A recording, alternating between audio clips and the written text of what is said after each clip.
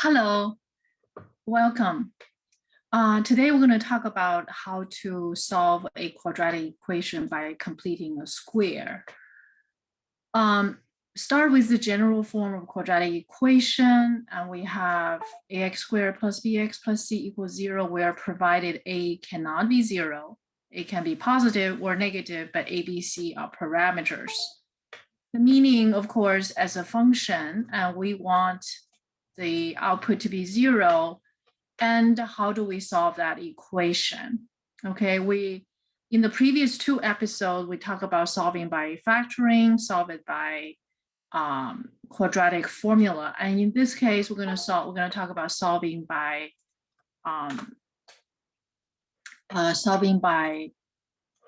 completing a square. So we want to identify, okay, if the output is 0 by the rule of the function, and then we want to find all the solutions.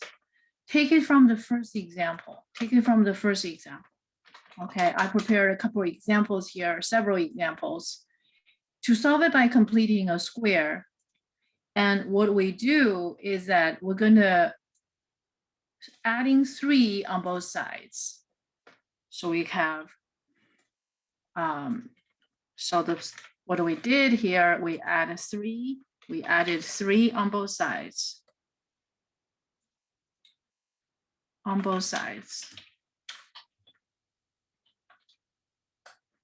And then x squared minus 2x to make a perfect square. So we're going to add positive 1 equals to, we're going to add a positive 1 on both sides. And this way, x squared minus 2x minus a plus 1, if we factor the left-hand side, okay, we're going to get x minus 1 squared, which is equals to 4. Okay, so we can verify that x minus 1 squared is equals to x squared minus 2x plus 1. Okay, just to verify the what I explained in the brackets, you don't have to express it in your work. Okay, and then we're going to take a square root on both sides. So we take square root of x minus 1 squared, and that equals to the square root of 4. And the left-hand side will give us the absolute value of x minus 1, which is equals to 2. And then x minus 1 would be the equation. This is the equation with absolute value. So x minus 1 can be either positive or negative. And then we add 1 on both sides. We have 1 plus or minus 2. So in the end, we have two solutions, x sub 1 equals to 1 minus 2, which is negative 1, and x sub 2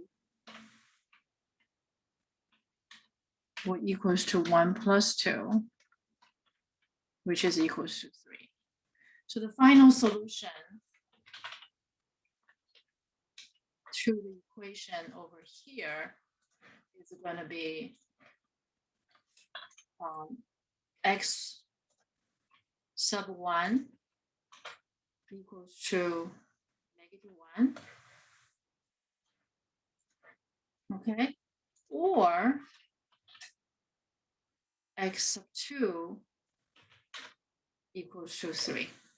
Okay, so that's done. So that's the process of completing a square. So for more information, if you are not familiar with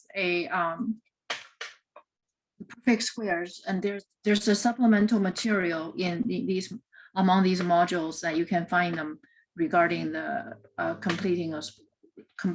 regarding how to identify those perfect squares. Okay, I do have a specific sessions for it. Okay, next, the second example we have here is that we have x squared plus 4x. So we're going to add 5 on both sides. So we're going to have equals to 5. And then to make a perfect square, we would think of, what number do I add to make that perfect square? It turned out to be that you take the 4 divided by 2 and you square that 2. So 2 squared, which is a 4. So the 5 plus 2 squared. You can write 4 if you want. So there we go. We have a perfect square. If we factor the left-hand side, we will get a perfect square, which is going to be x plus 2 squared. So you can certainly verify that x plus 2 squared is exactly the same as the left-hand side here. And now we have 4 plus 5. That's a 9. Okay. And then once again, we take square root on both sides. We take square root on both sides. Take square root. Take square root on both sides. And we will have absolute value of x plus 2 that equals to 3. And solving this absolute value equation, we get x plus 2 equals to plus or minus 3. So once again, we're going to have 2 solutions, which is equals to, one is, oh, hold on, we can just write as x equals to, let's do just the one more step. So x equals to, subtracting 2 on both sides, negative 2 plus or minus 3. So one solution will be negative 2 minus 3, and which will give us negative 5. And the other solution will be x sub 2. That's going to be minus 2 plus 3 is going to give us a solution 1. So in the end, the solution to this equation would be x sub 1, sorry, x sub 1 equals to negative 5, or x sub 2 equals to positive 1.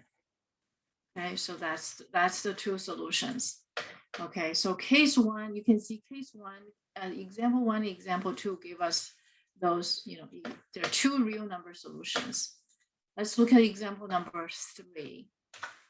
For example number 3, we have a negative x squared plus 6x minus 9 equals 0. So what we can do is that, excuse me, we can still keep these 2, adding 9 on both sides. Okay. And now we can multiply both sides by negative 1. So we multiply both sides by negative 1. So negative x squared multiplied by negative 1, we get negative x squared. Okay. 6x multiplied by negative 1, we get minus 6x. And 9 multiplied by negative 1, we get a negative 9.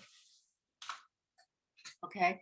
So to make a perfect square, we are going to add half of 6 and square half of 6. So half of 6 is 3, and 3 squared is 9. So we're going to add a 3 squared on both sides. So we add a 3 squared on both sides. And now we factor the left-hand side, we have x minus 3 squared, and the right-hand side is 0. Whoa, that's nice.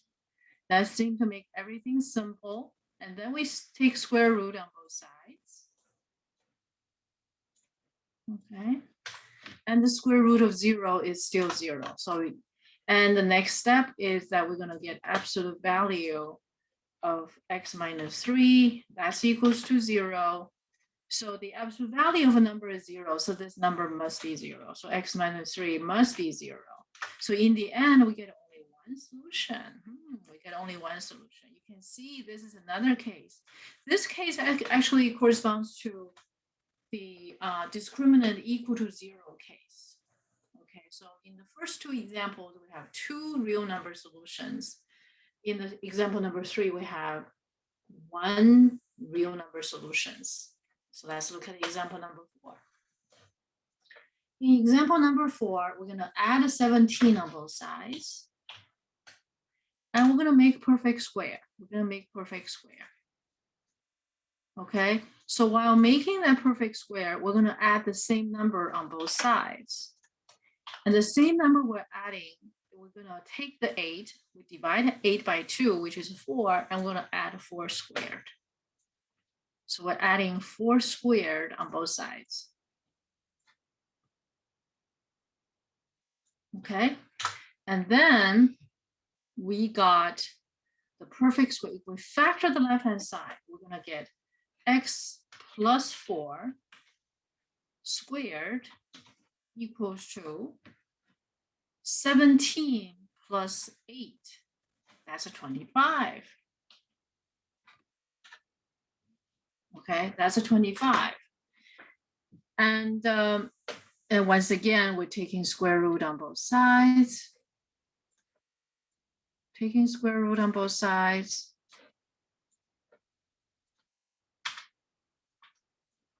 Okay, and then the left-hand side is going to be the absolute value of x plus 4. And the right-hand side is a 5. That's nice. So we get x plus 4 equals to positive or negative 5. And of course, we're going to get 2 solutions. Once again, x sub 1 is going to equals to negative 4 minus 5, which is a negative 9. Of course, I could insert one more step here in between. That's a negative 4 plus minus 5. And x sub 2 is equals to negative 4 plus 5, which is giving us a 1. So finally, the solution to that given equation would be, either x1 equals to negative 9, or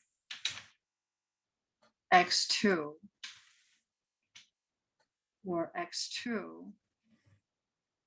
x sub 2 equals 1. So we got some nice neat numbers here. Okay.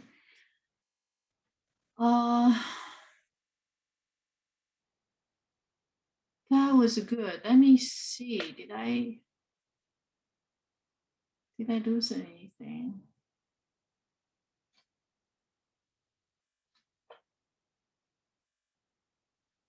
Wait.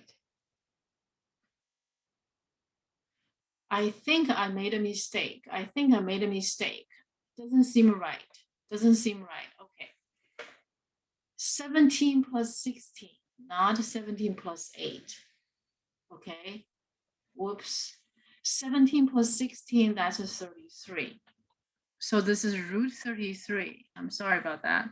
So this is going to be root 33 in the place of 5, in the place of 5, in the place of 5. So here it's going to be minus root 33, and we don't have a minus 9 there, and plus root 33. Okay, so the final solution, as a matter of fact, you can just write it as, just remove all of these. Sorry about that. So that will be the final solution, and that final solution, you can just write them in this combined form, and that's the solution. Okay. All right. I apologize for that mistake. This is going to be equals to 17 plus 16. And that's going to be 33. Okay, that's 33. Okay.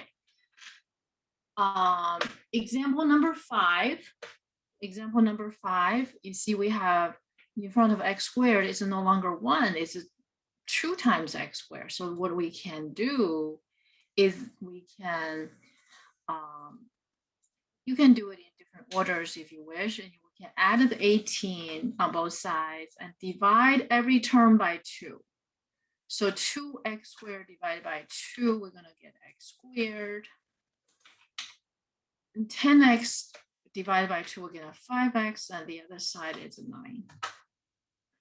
Okay, and at this point, we're going to make a perfect square. I want to add something, but this something we're adding is going to be, to make a perfect square, we're going to take the 5 divided by 2 and square that number. So we're going to add this number on both sides. And the left-hand side is going to be x plus 5/2. You can write, 2.5 if you wish. Okay, so 5/2 squared equals to, on the right-hand side, we're going to go through some operation, which is going to be 25 over 4. And we're going to work out a common denominator. And this is going to be 9 equals to 36 over 4 plus 25 over 4.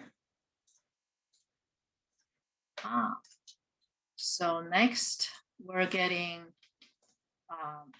equals to denominator is 4. Numerator is 36 plus 25. That's going to be 61. Okay, that's going to be 61. So we ended up with x plus 5/2 squared equals to 61 over 4. And then we take square root on both sides. We take square root on both sides. Okay, square root on both sides. Square root on both sides. Oops, wrong place. Okay, and when we take square root on both sides, here the square root of 61 is, we just keep it that way. Square root of 61, but the square root of 4 is a 2. And on the left-hand side, we're going to have absolute value of x plus 5/2. 5/2, that equals to square root of 61 over 2.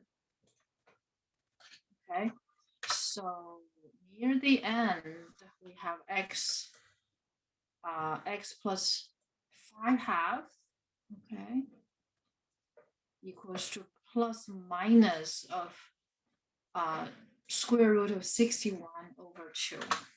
And next, we're going to subtract. We're going to subtract 5/2, because we have negative 5/2 plus minus root 61 divided by 2. That's it. That's the solution. So the solution to that equation is negative 5 over 2 plus minus square root of 61 over 2. Last case, I'm going to add another example, example number 6. Okay, and this time I'm going to give you an example, which is x squared, okay, plus 2x plus 5 equals to, let me do a, maybe subtract a 3x equals to 5 equals to 0, okay? If we do completing a square, okay, so what we will do is that we're going to have, we're going to subtract 5 on both sides. So we're going to get negative 5 on the other side, making perfect square, making perfect square. So here we're going to add half of 3 and then squared. Okay, so we're going to add this number to both sides. And the left-hand side, if we factor the left-hand side, we'll get a perfect square, which is x minus 3/2 squared. And that equals to negative 5 plus, okay, this is going to be 9 over 4. Okay, work out the common denominator. Okay, -5 is 20 over 4. And there should be a negative sign in front of it, plus 9 over 4. There we go, 9 over 4. And now we have a -20 over 4 plus 9 over 4. In the end, we get a negative number, which is -20 plus 9, that's -11 over 4. So we ended up with something like this. Okay, let's write down the simplified form. Okay, there. Take square root on both sides. And we see we're taking square root of a negative number. Okay. And so what we do here, we're gonna write it as the square root of 4 is a 2. And on the top, we're gonna write root 11 multiply root of a -1. Okay, so let me make this just a little bit larger so you can see the negative sign there. Okay, so this is going to be root of -1 is an I, and root 11 there under over 2. Okay, and the left-hand side is going to be the absolute value of x minus 3/2. That equals to the right-hand side. Okay, it looks like we're heading to a pair of complex number solutions. So x minus 3/2 is equals to plus or minus of that number.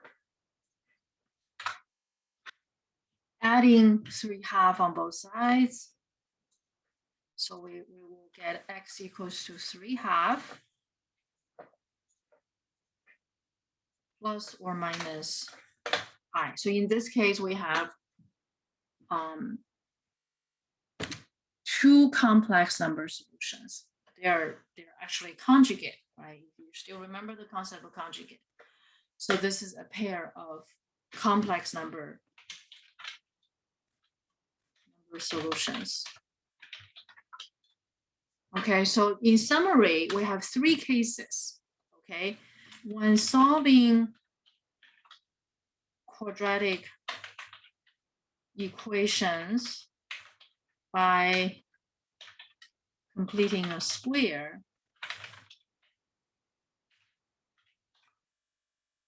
we may have 3 cases. Just like when we solve by quadratic formula. Case 1.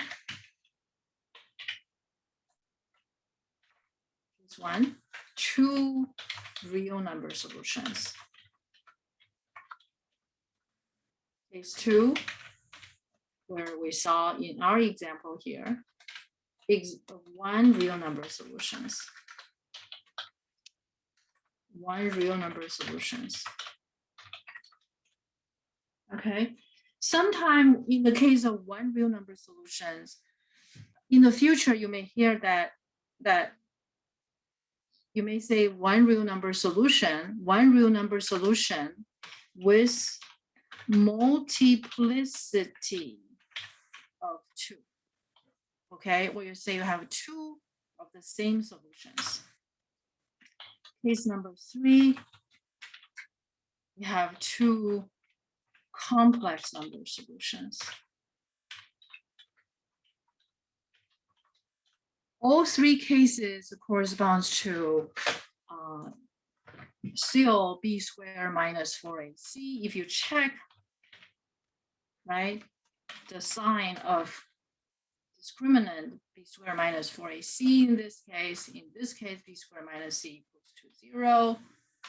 And in the third case, and for sure, b squared minus 4ac is going to be 0. So these 3 cases is always related to b squared minus 4ac. So if you do a comparative study, these will be reviewed to you very, very clearly.